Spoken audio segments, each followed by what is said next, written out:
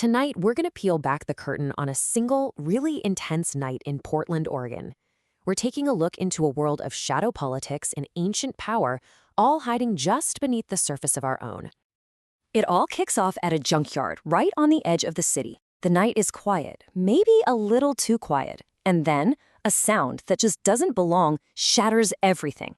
We're dropping in right at that moment of sudden, primal tension.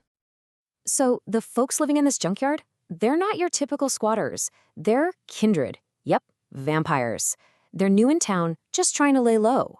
But as they're about to find out, staying hidden in a city like Portland, it's pretty much impossible. The stakes are already sky high, and believe me, the night is just getting started. That sound, the howling, that's the first domino to fall. It's this unnatural cry echoing out of the massive urban forest that borders their hideout, and it's something they absolutely cannot ignore. And right away, the group just splinters. You've got some, like the impulsive Matt and the ever-watchful Joshua, who feel this pull to go towards the danger, to see what's out there. But then you have others, like the pragmatic Stefan and the status-obsessed Zane, whose first instinct is to lock everything down. Their gut reactions are already pulling the group in opposite directions. And then there's the Undertaker. This guy's a grizzled protector, and he doesn't just investigate, he gets involved. He actually steps outside and howls back into the darkness, like he's trying to start a conversation. For him, this isn't just a threat, it's a dialogue with the wild.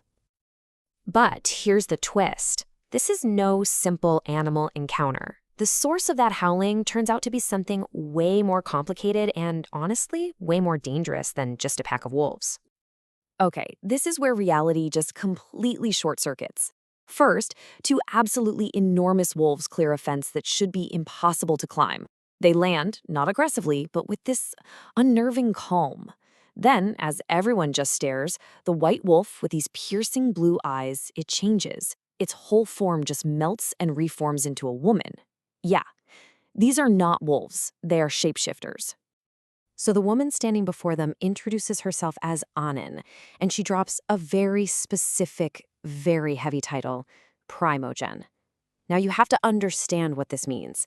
This isn't just some random shapeshifter. She is a high-ranking political figure in the city's vampire society. Her being here, it's a massive deal.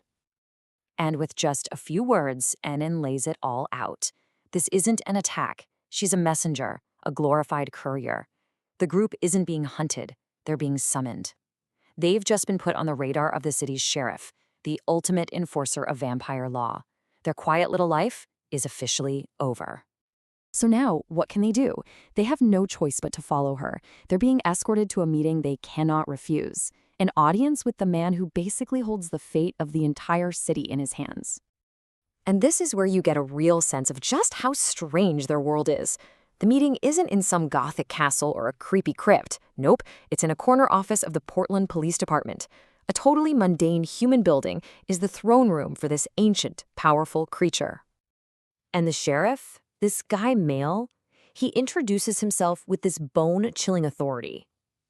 He talks about his ancient origins in Siberia and his job for the past few decades, protecting the coast. This guy isn't just a sheriff, he's the city's shield, a living piece of history with terrifying power.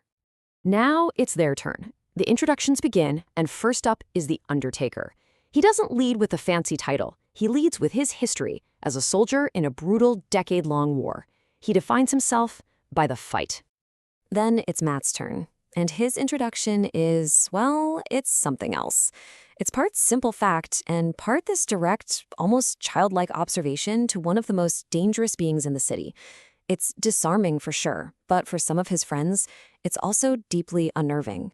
And right after that, you get the complete opposite with Stephen Cartier. He introduces himself with a quiet boast about influence and manipulation.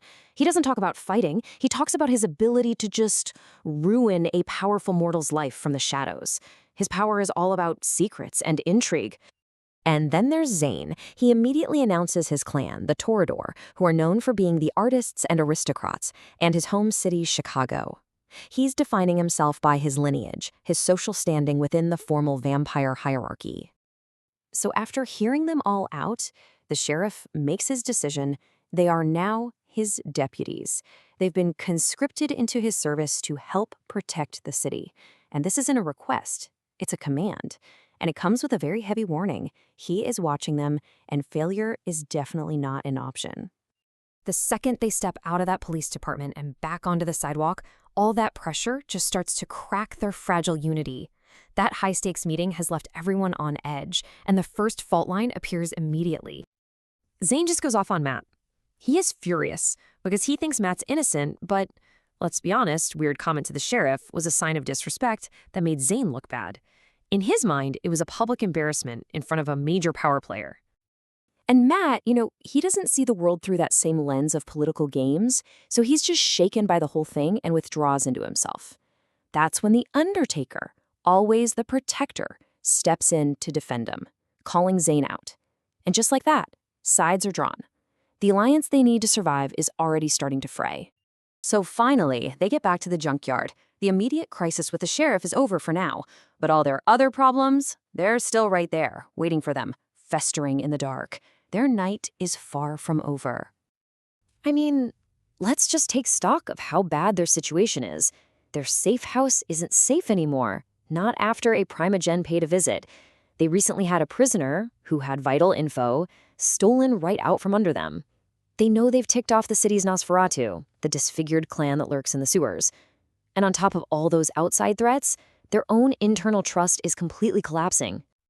They survived their summons, sure, but now they are more exposed and more divided than they have ever been. And that really brings us to the central question of their survival. In a city crawling with enemies, how do you know who you can actually trust? What's more dangerous, the monster you can't see, or the supposed ally whose motives you can't quite figure out?